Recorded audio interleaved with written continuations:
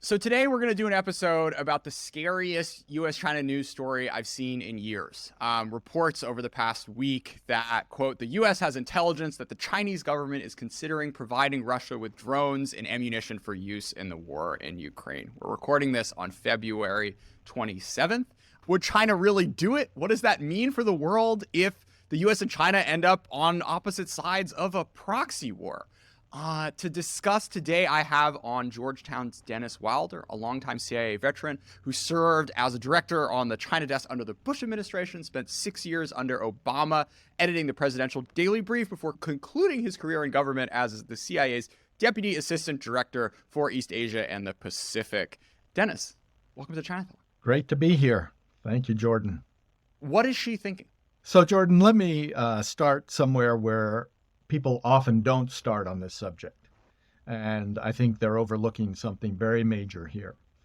When we talk about China's attitude toward Russia as if it's a very pragmatic, hard-headed decision on the Chinese part to straddle the subject of the Ukraine, to try to have a semi-neutrality on Ukraine while still somewhat supporting the Russians.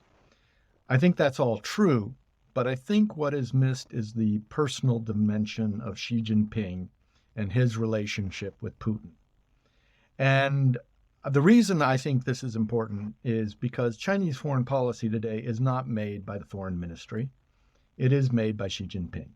And what Xi Jinping says goes. And if you look at what Xi Jinping has actually said about Putin over recent years, in June of 2019, when he went to Moscow, he called Putin my best friend and colleague. He has repeated that line in every meeting since. Xi Jinping is not a warm, fuzzy guy. He doesn't show emotion. And he never calls anybody a friend. I dare you to find anything anywhere of Xi Jinping calling anybody else in this world, even people within his inner circle, a friend. This is not something he does. And I think what it shows is he has really a personal bond with Putin. He sees himself and Putin in the same place. In other words, they both are under extreme pressure from the United States and the West. They both have a system of government that clearly President Biden and others disdain. And they both feel that if given the chance, the West would take them down. And so these two leaders, I think, are bonded in a way that we have not understood. And there's good reason why we don't understand it, because the inner circle of President Xi is very small. The other thing I would do, and this is a little bit of psychological analysis, Xi's father, who was, as you know, a party revolutionary who fought alongside Mao, went to the Soviet Union to study heavy industry in the 1950s. His father's attitude shaped his attitudes. And I think Xi has a deep-rooted admiration for Soviet values, history, and culture. And so as we start to discuss this, and I know this is kind of long-winded of me to start please. here. This is why we have a show. I think it's important. Yeah. All right. Well, I think that when I look at what other scholarship is on this, they try and do it from a very international relations point of view. And I think a lot of history is shaped by these personal dimensions. And so when we look at Xi's attitude and his relationship with Putin, they have met 39 times since Xi came into office. That is far more meetings than when any other world leader. I believe there have been 19 meetings with U.S. leaders in the same time period. I'll just tell you one anecdote that comes from the Wall Street Journal. Apparently, a report was sent to Xi by Tsinghua University, which is his alma mater and is the MIT of China, that argued that Russia's economy had no future, implying there was little gain for China in a closer relationship, according to people who knew of it. President Xi wrote in the margins of the report, "Nonsense." And that is the kind of thing that we need to look at. This man feels very, very bonded to President Putin. And they have reasons to be bonded this way because of their joint feelings about how the world, and particularly the West, is treating them. So then let's go to the whole question of arms to Putin. Or actually, let's stay stay Okay. there for a second. All right. So, Okay. you know, it's very hard. It's hard for me sitting here, having grown up in the US of A, as like a normal person who doesn't run a country of 1 billion people, to imagine how it would be, how like hanging out with Vladimir Putin would be like the guy who understands me the most, and like the person who I can like have a sort of peer-to-peer discussion with. I mean, maybe it's sort of like, you know, when CEOs of companies say like, I have dinners with other CEOs because they're the only ones who like understand the pressures that I'm under, and I can't, Right. you know, Yeah. speak sort of like equally to my subordinates because they're my subordinates, and I decide how much I pay them, and I can hire and fire them, and like, you know, I mean, Kim Jong-un doesn't seem like the person you're going to want to No. chat with, like Fidel Castro. Hardly. I mean, like Mm, Burmese right. military junta. Right. But on the other, yeah, when Right. you put your head, and like, I feel like Iran is just like such a different universe that, Yeah. you know, like she's not really going to be able to vibe that too much with Khomeini. But like, you know, now that you say it, I mean, you kind Right. of see it's lonely up there up top. And, you know, to It have is. one person who's sort of on your wavelength and sees the world in a similar way, that you've, you know, been actively working together to try to do deals with for, you know, a decade now. The fact that he has a soft spot in his heart for this guy, makes a lot of sense. Well, I think you know, you have to think about this from the point of view that Putin feels and has said that the decline of the Soviet Union was one of the worst things in his life. And Xi Jinping would agree. The Chinese have studied the decline of the Soviet Union, have been very clear that they're not going to make the kinds of mistakes the Soviet Union made and the leaders did. One of the things that they point to is tearing down of your heroes of the past in communism, that once you start doing that, you actually destroy communism itself. So they have actually a lot in common. They can discuss Marxist-Leninism together. Do you think Biden discusses Marxist-Leninism with Xi Jinping? I don't think so.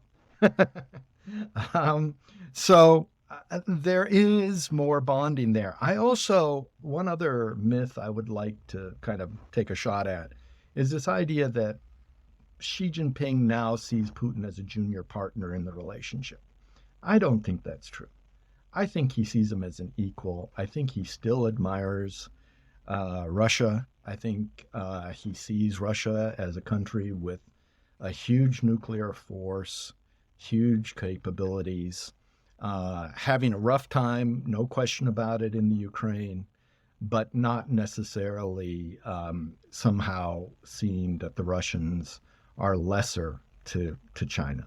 I think it is a true relationship of equals at this point. So let's take it now towards 2022. Both leaders sort of proclaim their abiding affection toward each other, say that the relationship has no limits, and then it seems like Putin didn't tell Xi he was about to invade a country. That's not what friends do to that's not what friends do to each other, Dennis. Right. No, they don't. They don't.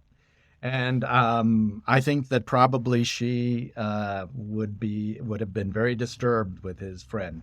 I think Xi would also have been disturbed with his intelligence services, because they probably told him, even though the Americans were putting out the information that Putin was deploying a massive force of 130,000 to the borders of Ukraine, I think they thought he was bluffing to some degree, was using military coercion without invasion. They certainly would not have taken on an invasion of that sort, the Chinese. So it was out of their realm, I think, of possibility. And I think the intelligence service in China probably misled Xi. I also think, though, the no limits friendship idea is personal to Xi Jinping, because you hear from foreign ministry people in China very uncomfortable with this term and this idea. And again, I think that shows Xi's personal involvement. Now, once the invasion occurred, China had to straddle this issue, because on the one hand, as we all know, China is very sensitive to the issue of sovereignty and territorial integrity because of the issue of Taiwan and the issue of the Indian border and issue of South China Sea. There are a lot of areas where China is asserting its territorial integrity. And so in that sense, they've had to be somewhat critical of the Russians, but not too critical. So at the UN, they abstain in many of the UN votes rather than voting with Russia on these issues. But at the same time, they very much are convinced of Putin's position that NATO enlargement, pressures brought by the West, created the conditions where Putin felt he had no choice. And so in that sense, they're very much on the side of the Russians, because they feel that the West, as it does with China, finds every way to put pressure on and to limit, constrain rather, China and Russia and North Korea and Iran and other countries. And so for the Chinese, this has been a rough road. Now, one of the things the Biden administration felt it had done well during 2022 was keep China out of the conflict. The administration very early on laid down the marker with China that it shouldn't get involved militarily with lethal aid to Russia. And I think they were very pleased in the White House with how that turned out. China listened, largely because China saw the kinds of extreme sanctions that were put on the Russians. China has had so many sanctions put on it and didn't want another set of sanctions and was very worried about that. So China has not violated our sanctions on Russia. China has bought oil from the Russians, but only within the constraints put out by the United States and the West on Russian oil sales. And so China, for a long time, was behaving within, shall we say, the bounds that were acceptable to Washington. Sure. And then something happened. So yeah, I mean, over the sort of toward the end of last year, we had at least one Chinese company get sanctioned for supplying satellite imagery to the Wagner Group of all people. Right. And yeah, over the past few days, we've had really concerning reports of Secretary Blinken doing kind of the same thing that he had to do a year ago. Presumably back then he hoped he wouldn't have to do it again, of telling the Chinese, look, we know you're thinking about this and you really, really shouldn't cross the line that we set. So what's going on here, Dennis? Yeah. What changed? Why now are the administration officials worried again about the Chinese? And I think it's pretty simple. The simple answer is Putin's forces have failed. And the battlefield situation is extremely tenuous for Putin. It is not clear that this new offensive is going to work. And there is a real danger from the Chinese point of view that Putin might be in some way defeated on the battlefield, that he might have to withdraw, but even worse, that if he withdrew and then people within Russia were angry about this, that he could be toppled from government. And of course, nobody knows what kind of Russian government would come after Putin. It's very difficult to predict what the succession would be like. And so they very much want to find a way to keep Putin in power, because, as I say, Xi Jinping feels very comfortable with Putin. And so they are now looking at, I think, how could they get him the kind of help he needs. Now let's look at a couple of the weapon systems. And I am a former military analyst, so I'm a bit wonky about this, but stick with me. So let's talk artillery and artillery shells. Artillery shells are terribly important on this battlefield because it is trench-like warfare right now, and the number of shells each side is using on a daily basis is phenomenal. And the Russians are running out. They have gone to the North Korean for some artillery shells, but China has a massive capability for artillery shells. If I'm the Chinese and I think about artillery shells, here's what I think. If I don't put my factory markings on the shells and I ship them on some of these rail cars that go constantly between China and Russia, how are the Americans going to figure this out? How are they going to know that these are my shells? There is almost no way to tell an artillery shell and where it, first of all, they explode upon contact, so you're not picking up the fragments of the shells aren't going to help you a damn bit. Secondly, you would have to get the casings, but if you're clever about this and you don't put Chinese markings on the casings, they could be from anywhere. And so I think that the area that I worry most about is this kind of covert assistance, where the Chinese think we could get away with this. This is not that hard to do. And companies in China, and believe me, I have followed them ever since they started arms sales in the early 80s, are very clever at this. They send military equipment all over the world covertly.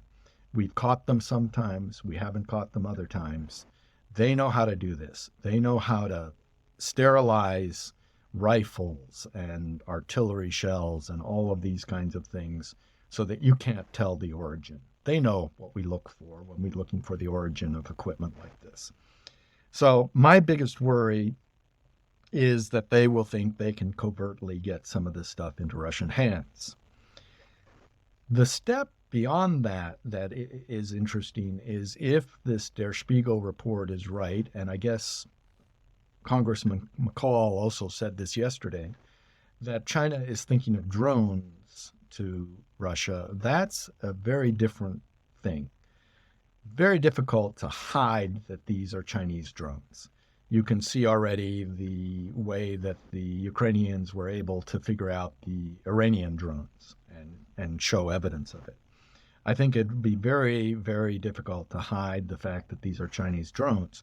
But China could sell them to third countries and claim that they had no idea that Iran was going to sell them on to the Russians, for example.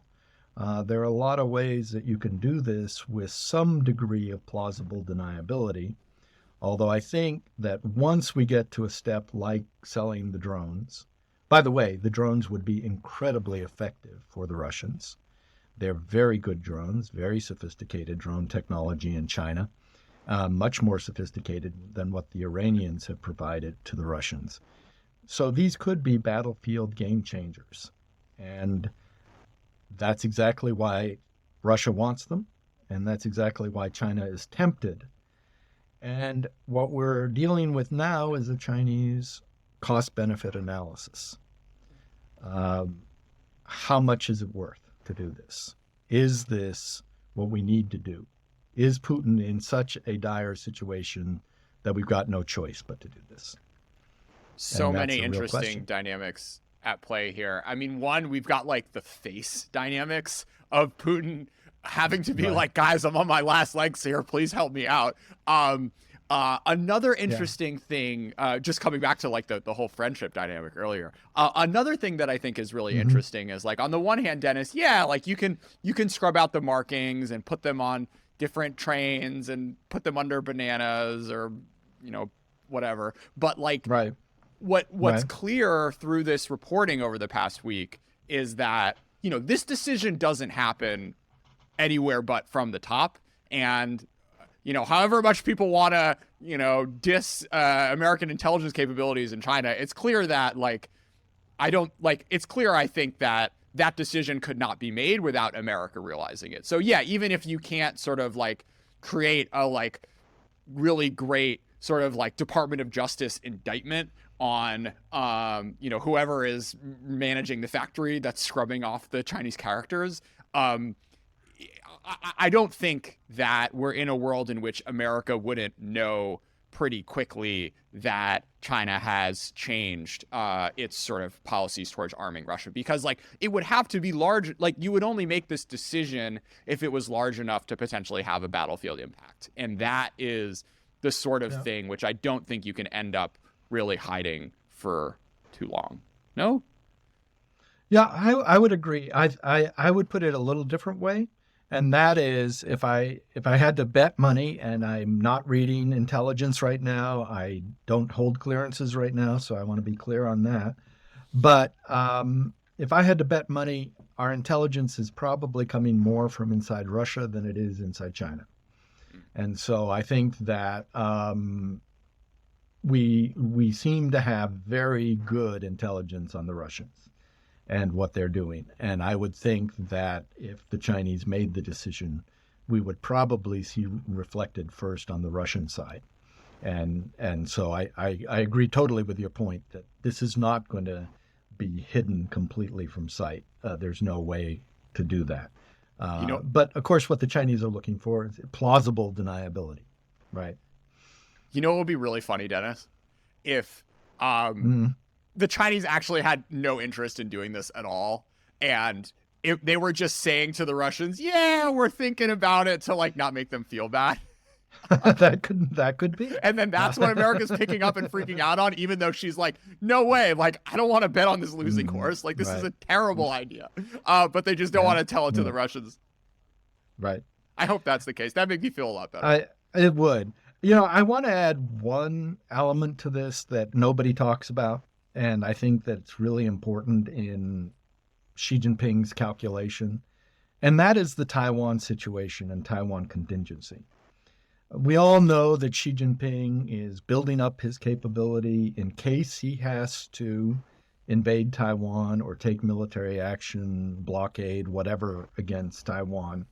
That's quite clear. And 2027 is the deadline he apparently has given the military, according to Bill Burns at the CIA. Now, if you're China and you're thinking about a war with Taiwan, who's going to be on your side in that war? Japanese aren't going to be there with you. South Koreans aren't going to be there with you. The Australians aren't going to be there with you. The Southeast Asians are going to hide in a hole somewhere, not wanting any part of either side in that conflict. So who you got? North Korea, Iran, but you got Russia. And Russia has shown very clearly and has demonstrated it on many occasions that it's with China on this issue. And in fact, when Pelosi took her controversial trip to Taiwan last August, Lavrov said that this was, quote, a manifestation of the same course, unquote, the U.S. has taken on Ukraine. And so from the Chinese point of view, there's another big reason to stick with brother Putin. And that is, when that war comes, if it comes, let's hope it doesn't, Russia will be very useful. It will be useful at the United Nations. It may be useful militarily. Remember that Chinese and Russian bomber aircraft now train together. Chinese and Russian bombers go through the East Sea all the time. In fact, they did one of their joint exercises while Biden was in Tokyo for a Quad summit last year. They're not disguising the fact that their militaries are working together. So it's another factor.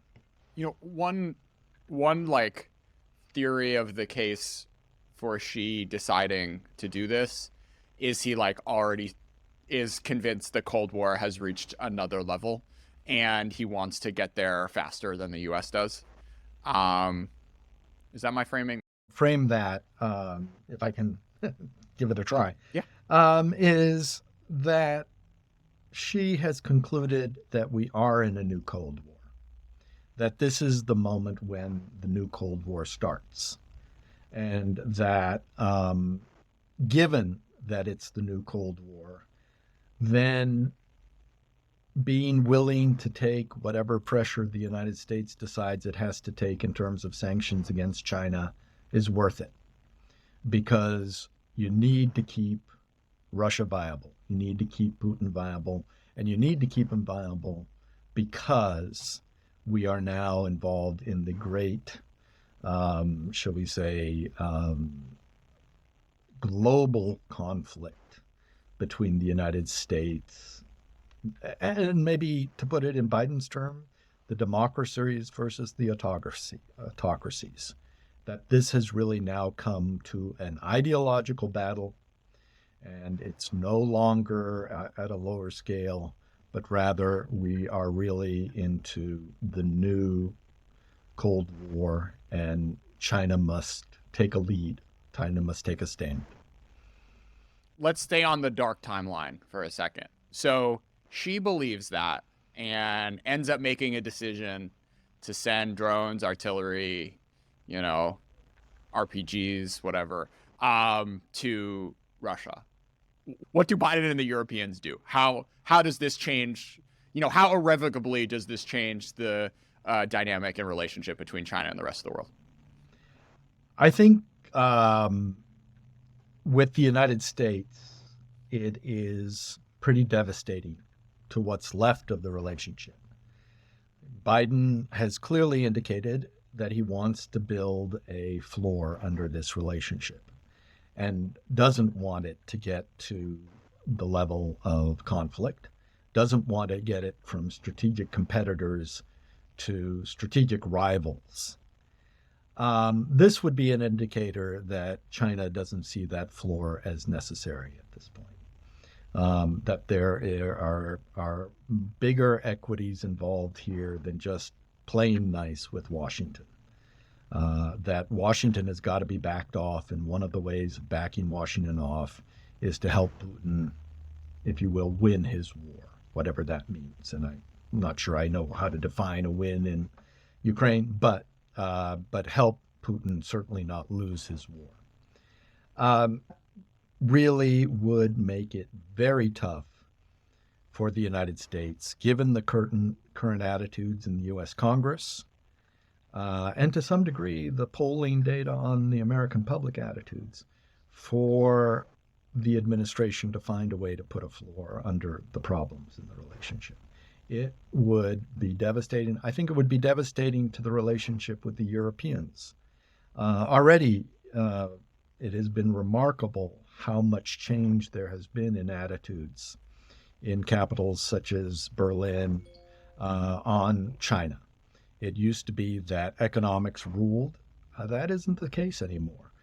There are a lot of different voices in Berlin now on how to deal with China.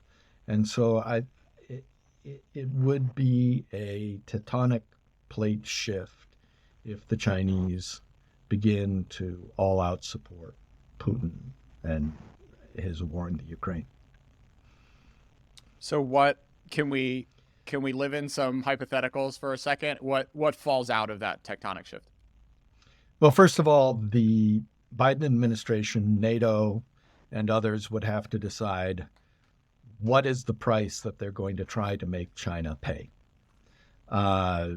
Do they, for example, do some of the things they did to Russia in terms of banking sanctions, cutting them off from SWIFT, other kinds of sanctions against individuals and companies?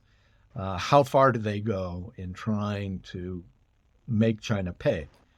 Now, the difficulty is when we did this to the Russians, it was fairly easy. While there were certain business equities in Russia of American companies, it's nothing like 3,500 Starbucks, McDonald's all over the place, the involvement of Walmart in the Chinese economy.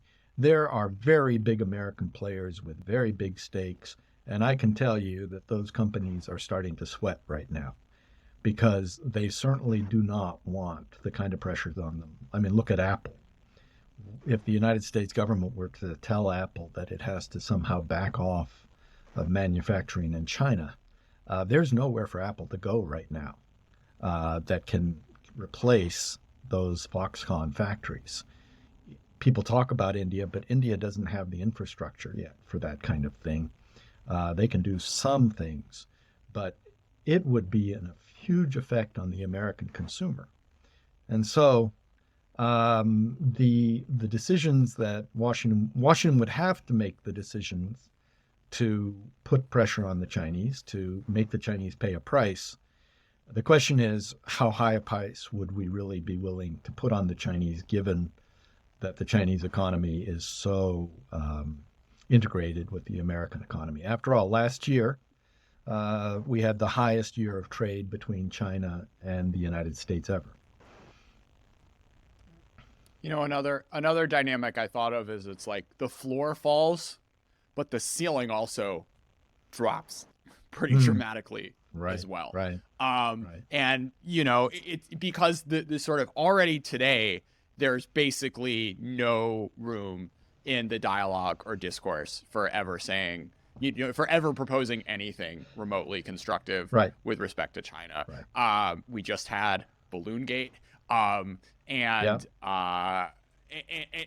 after, you know, the balloon stuff, yes, it's bad, but there's a world in which you can kind of write it off as like, hey, look, this is just, it's intelligence gathering. Countries gather intelligence, and like, yeah, it wasn't nice they flew a balloon, but you know, it is what it is. Arming, you know, a country that you have like sworn to defend and are sending, you know, tens, hundreds of billions of dollars of materiel and intelligence to support is a very different sort of strike on the side of anyone who's considering proposing more constructive. And there's and you know, and a lot of people have said this, but there's no residual trust between Washington and Beijing anymore. And the balloon incident just underscored how little trust there was between the two sides. We couldn't even get Blinken to Beijing for what would have been, you would argue, useful meetings, because nobody wanted on the U.S. side politically to take that kind of step because of the nature of the relationship. So we are in a place where the channels of communication have shut down, and the level of really not believing the other side, or believing China doesn't believe us on our one China policy anymore. We don't believe them on peaceful unification with Taiwan. You know, there are fundamental areas where we just have lost completely the ability to come to any kind of common ground.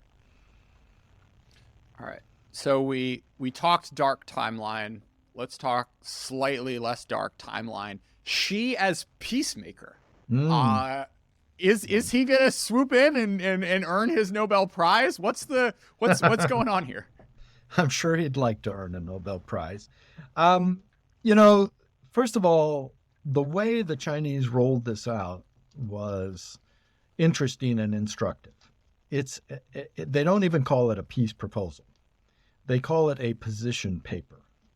So they rolled out, without any Chinese leader actually speaking publicly about it, this 12-point plan. Now, the 12-point position paper, I should say, on political settlement really was timed very poorly, because neither side is ready for serious talks at this point.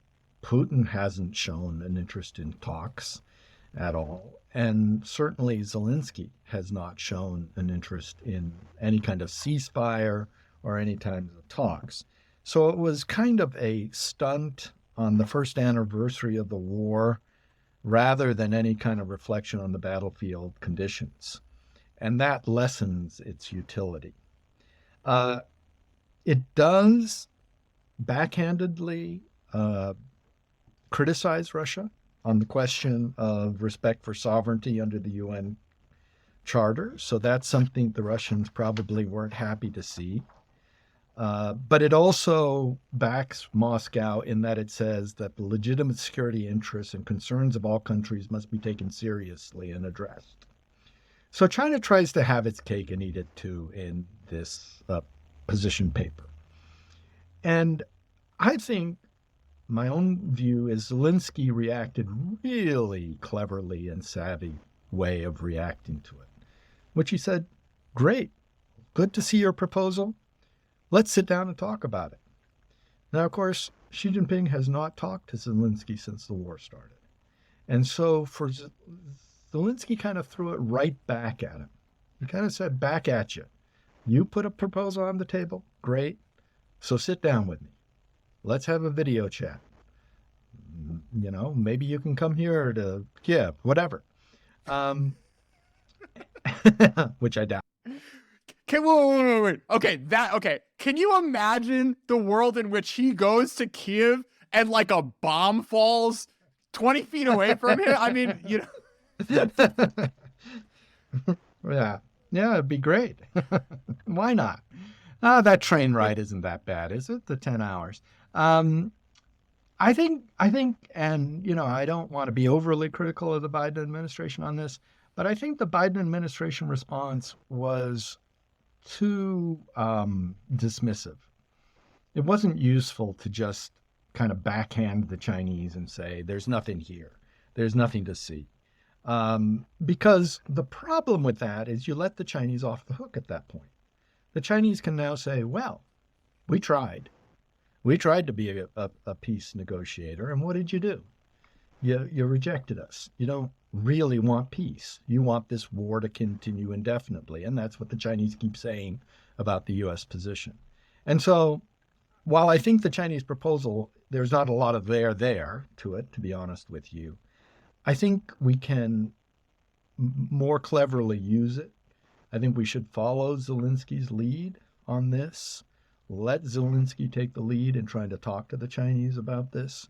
And in that way, you kind of hem the Chinese in a little bit. If you take the position Washington has taken at this point, then what's in it for China to continue to take a position of neutrality if you're just going to dismiss them at every turn? So I think there's some danger in the initial very quick reaction out of Washington, and I would hope that is modified. I would absolutely give Xi his Nobel if this war could end in a way that works out. You know, I did like the line in there saying that nuclear weapons should not be used and nuclear wars must not be fought. The threat or use of nuclear weapons should be opposed. The idea that that's like a statement in 2023 that you can applaud is sort of mind-blowing. But hey, you know, give it to them. I mean, that's like a nice little hey, like chill out, Putin line in there, which I think, you know, you're right. It's something that the U.S. could say, good, I'm glad you don't want World War III, like positive here. Thank you. Appreciate it. Right. I think there was a way to do that. You know, I would only add, I think this shows where the Chinese true colors are on this issue. They haven't been willing to talk to Zelensky, but they had the first visit from the Iranian president in 20 years in February. And then they have just announced that Lukashenko is going to Beijing and actually will be there tomorrow, which is the first visit to China since 2016.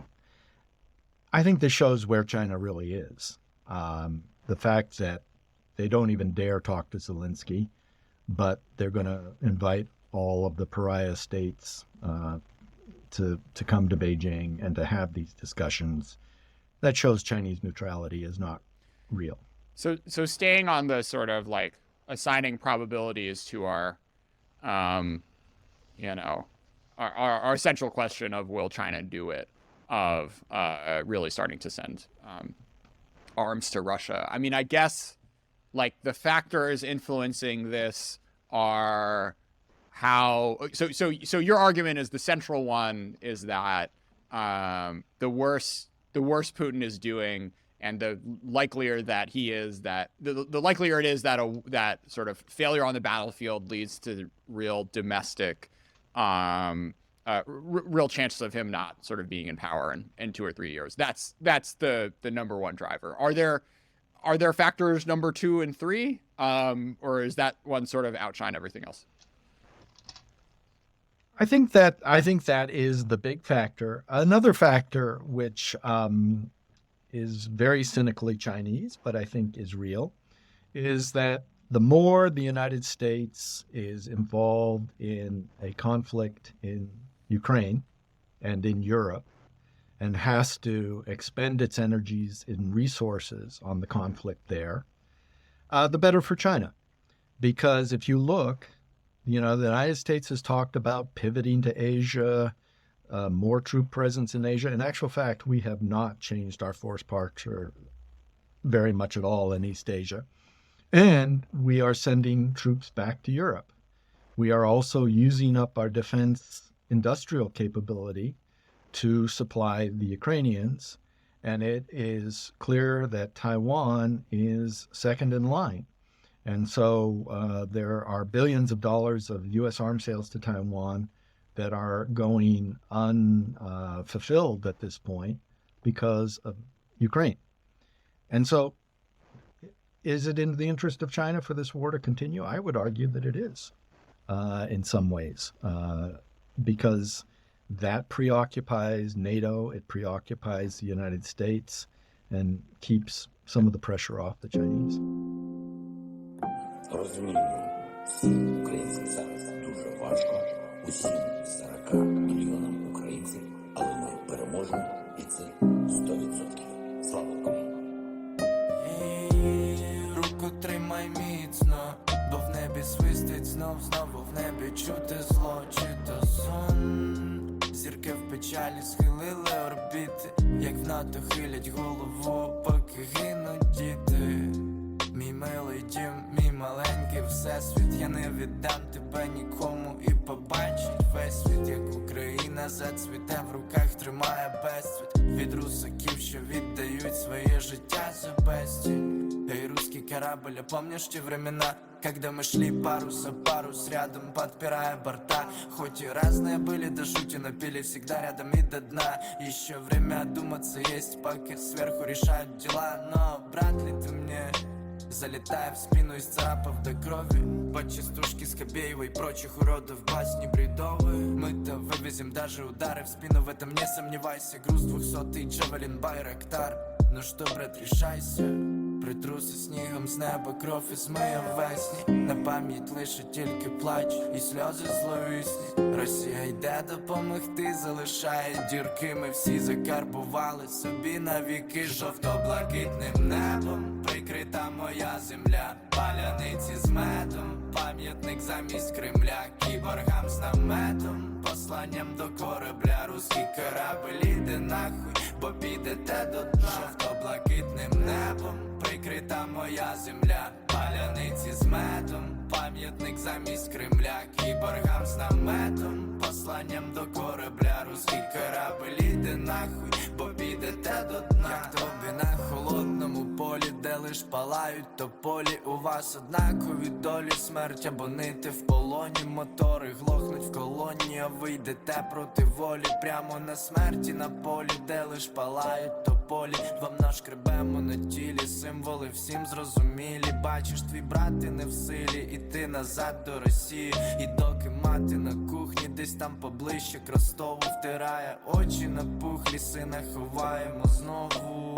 Жовто-блакитний слід від Джавеліни, де б ви, суки, не були. На серці навіть не болить, і наше небо нам світить. Наша воля нам велить, за Україну хоронить, доки Дніпро шумить. Хай жовто-блакитним небом прикрита моя земля, паляниці з медом, пам'ятник замість Кремля, кіборгам з наметом, посланням до корабля. Руський корабель іде нахуй, бо підете до дна. Жовто-блакитним небом прикрита моя земля, паляниці з медом, пам'ятник замість Кремля, кіборгам з наметом, посланням до корабля. Руський корабель іде нахуй, бо підете до дна.